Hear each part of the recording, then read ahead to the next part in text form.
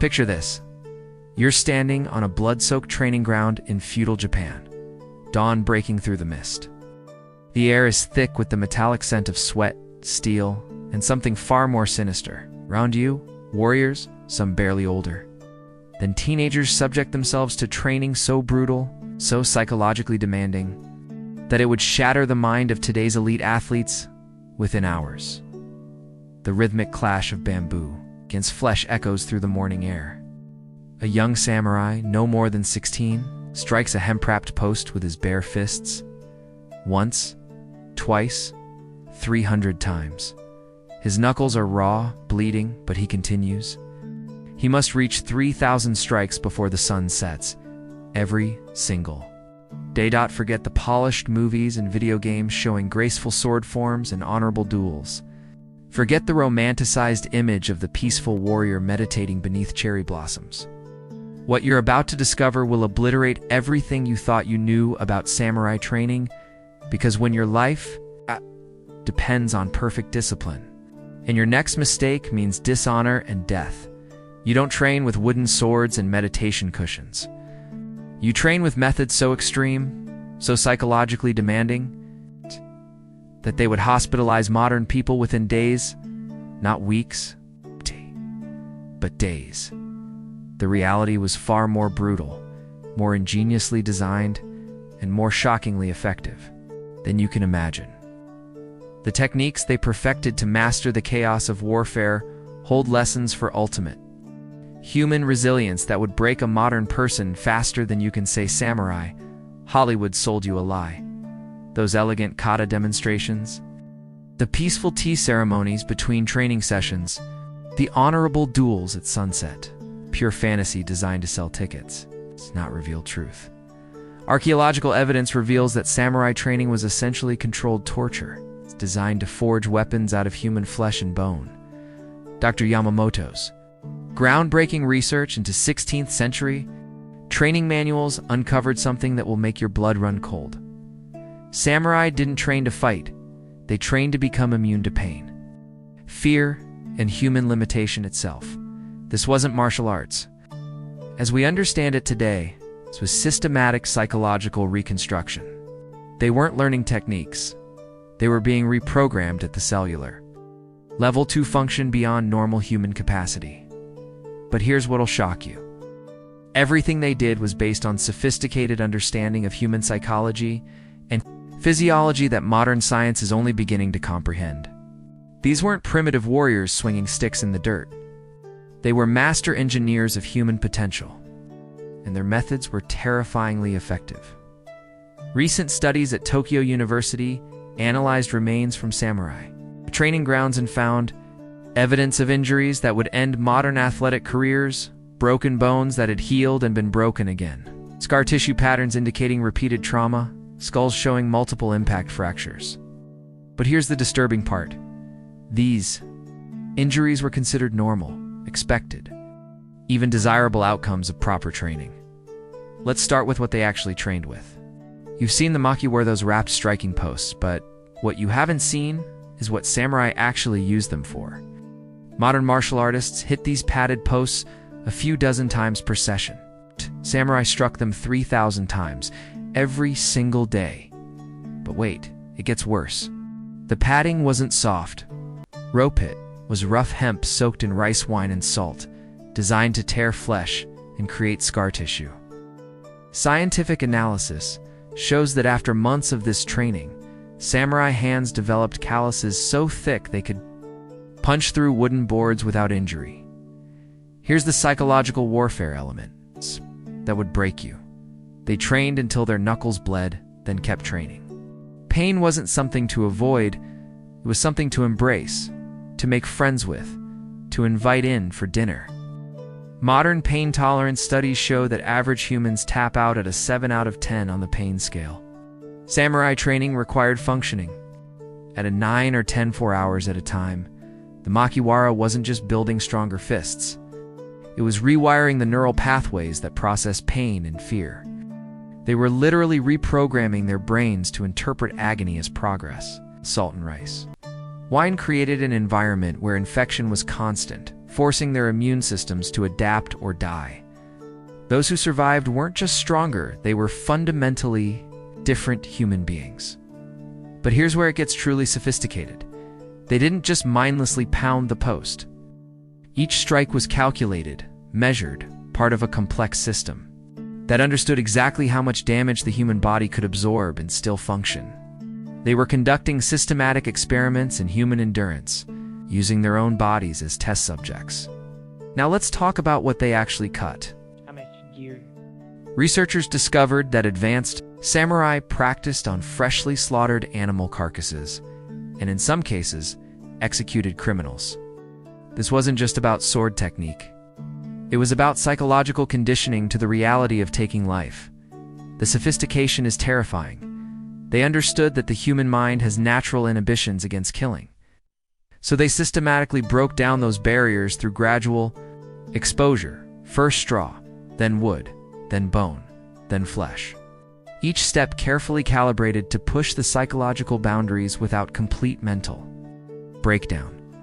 But here's where it gets truly disturbing. They didn't just cut, they studied. Every angle, every resistance, every sound. They became forensic. Experts in human anatomy not through books, but through repeated, methodical destruction of organic matter. Modern surgeons train for years to achieve the precision. Samurai developed through this brutal practice, the psychological impact. Modern soldiers with PTSD struggle with a single traumatic event. Samurai were conditioned to view violence as routine, necessary, and even beautiful. They transformed killing from trauma into art. Historical records describe samurai who could identify a person's social class, health status, and even recent meals based on the resistance their blade encountered when cutting through flesh. This wasn't bloodlust, it was scientific methodology applied to the study of death. They were turning murder into a precise, measurable skill that could be perfected through repetition and analysis. Here's something that would hospitalize most modern people: the Seiza meditation position. You think you know what Seiza is? You don't. Modern practitioners sit in Seiza for maybe 10 to 15 minutes during ceremonies. Samurai sat in perfect Seiza for 4 to 6 hours without moving. Some advanced practitioners maintained the position for up to 12 hours during winter training. The pain is indescribable.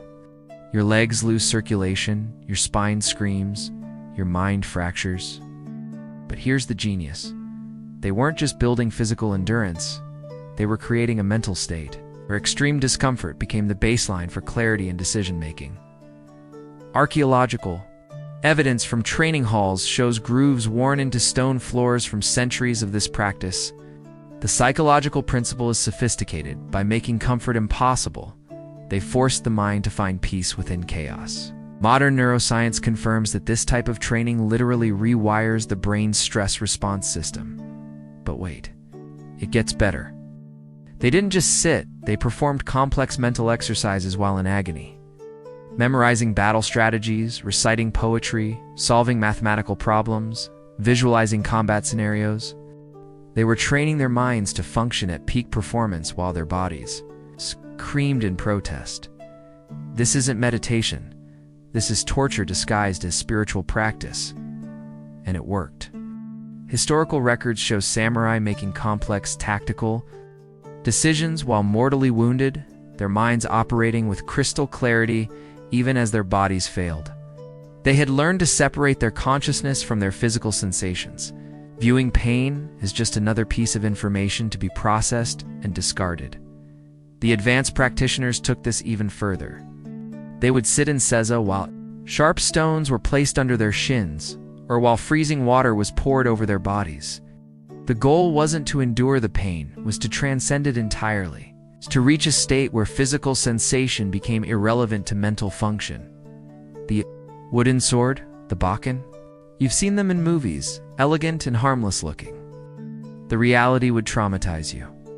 Samurai training involved full contact sparring with these weapons, and full contact meant bone breaking, skull-crushing impacts that would be considered attempted murder by modern standards.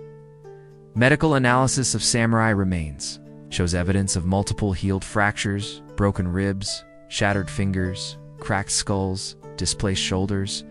They weren't accidents. They were graduation requirements. You hadn't truly learned to fight until you'd learned to fight through its multiple broken bones. The psychological conditioning is genius and horrifying. They were training their bodies to continue functioning despite catastrophic damage. Modern athletes retire with torn ACLs. Samurai fought battles with shattered rib cages and kept winning. But here's the sophisticated part. The Bakken training wasn't random violence, it was calculated brutality. Every strike was designed to test specific pain thresholds and psychological barriers. They knew exactly how much damage different bones could absorb, how various injuries would affect combat performance, and how to push right to the edge without causing permanent disability. The result? Warriors who could function at 100% capacity while experiencing pain that would incapacitate normal humans. They didn't just tolerate injury, they incorporated it into their fighting strategy. A broken rib became a reminder to protect that side. A fractured finger became motivation to grip the sword differently. Pain was information, and information was power. Training partners would deliberately target previous injuries to ensure they had fully healed and to test psychological resilience. If you favored a previously broken arm, you'd receive extra strikes to that area until the mental compensation disappeared. They were systematically eliminating weakness through controlled trauma. Here's something that would kill most modern people within weeks: deliberate starvation training. Samurai regularly fasted for 7 to 10 days while maintaining full training intensity. This wasn't spiritual, it was tactical preparation for siege, warfare, and extended campaigns, where food would be scarce or non-existent. But the sophistication is breathtaking. They understood that hunger creates mental clarity and heightened awareness.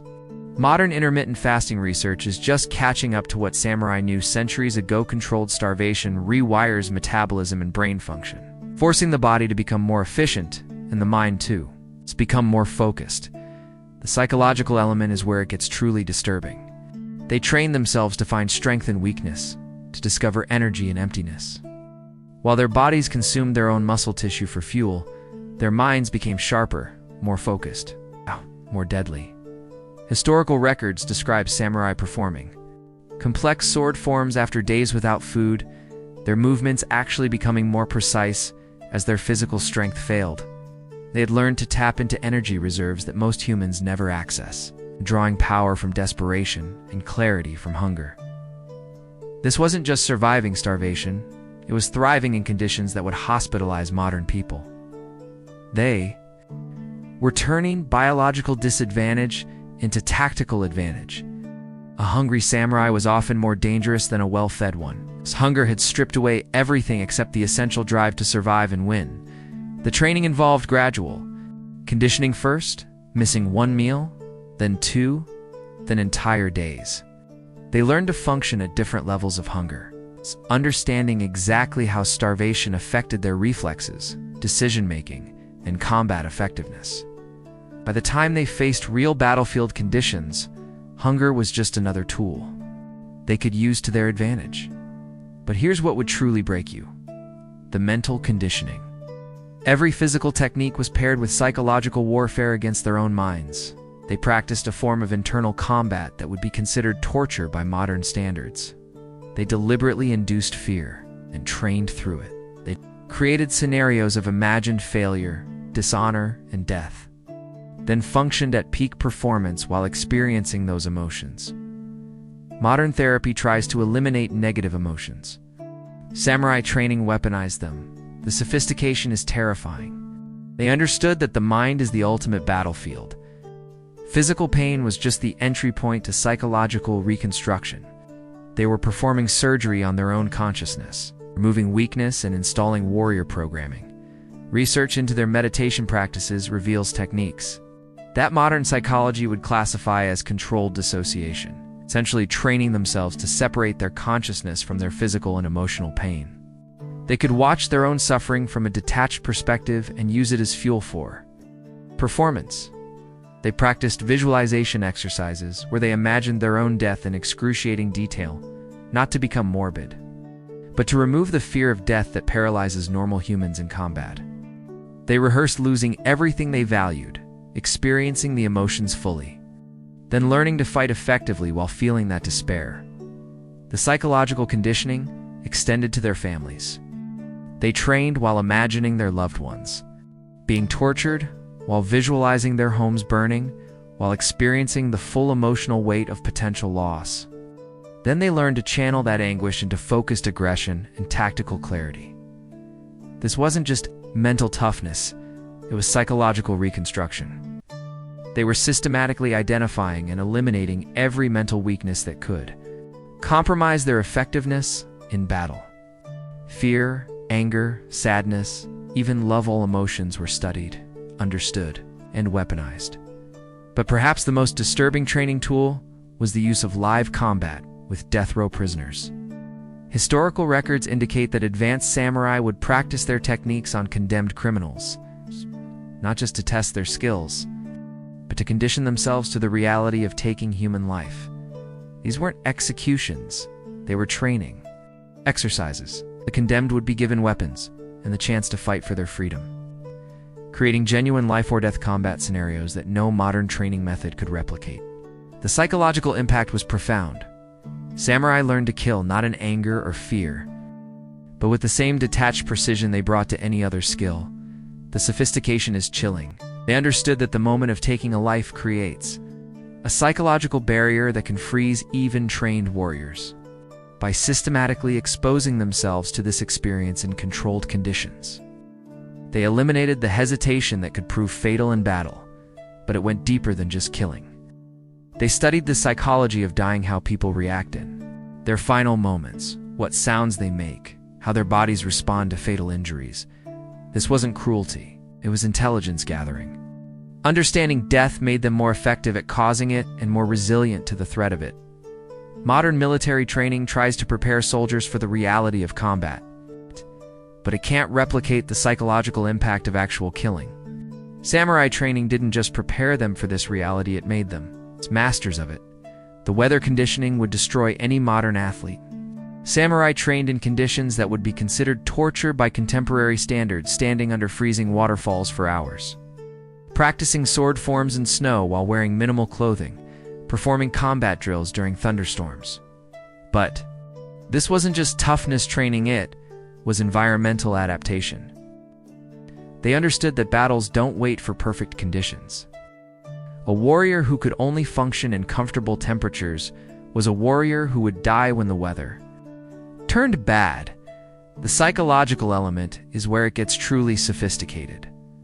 They learned to draw energy from discomfort, to find focus in chaos, to use environmental hardship as a source of strength rather than weakness. A samurai fighting in a blizzard wasn't handicapped by the cold. He was energized by it. They practiced specific techniques for different weather conditions, understanding exactly how rain affected sword grip, how wind influenced projectile accuracy, how extreme temperatures altered muscle response and reaction time. They were turning environmental challenges into tactical advantages. But here's what would horrify modern people: they trained their families the same way. Samurai children, some as young as 5 years old, were subjected to modified versions of these conditioning methods. The idea that children needed to be protected from discomfort was alien to samurai culture. These weren't child soldiers. They were being prepared for a world where weakness meant death, not just for themselves, but for their entire family line. The training was scaled to their age and development, but the psychological principles remained the same. Comfort is weakness, pain is information, and mental toughness is the difference between survival and extinction. The family training created a support system where everyone understood the demands of warrior life. Samurai wives knew how to treat combat injuries, how to maintain weapons, how to function during sieges. Children grew up understanding that their father's profession required sacrifices that modern families couldn't imagine. This created a warrior class that was psychologically unified in ways that modern military families can't match. Everyone was part of the same system, subjected to the same conditioning, prepared for the same harsh realities. Here's why this would obliterate anyone from our generation. We've been conditioned to avoid discomfort, to eliminate struggle, to medicate pain. Samurai training required embracing all three simultaneously while maintaining peak performance. Modern athletes train with heart rate monitors, nutrition plans, and recovery protocols. Samurai trained with starvation, pain, and deliberate psychological trauma. We optimize for comfort. They optimized for suffering. The neurological differences are profound. Constant exposure to controlled stress literally rewired their brains. They developed neural pathways that modern humans simply don't possess. Their pain tolerance, focus, under pressure, ability to function in chaos would be considered superhuman by today's standards. But here's the most disturbing part. They weren't superhuman. They were ordinary people who submitted to extraordinary conditioning. The human potential was always there. We've just forgotten how to access it. Modern neuroscience shows that the brain is far more adaptable than we previously understood. The same plasticity that allows us to learn languages or master musical instruments can be directed toward pain tolerance, stress management, and psychological resilience.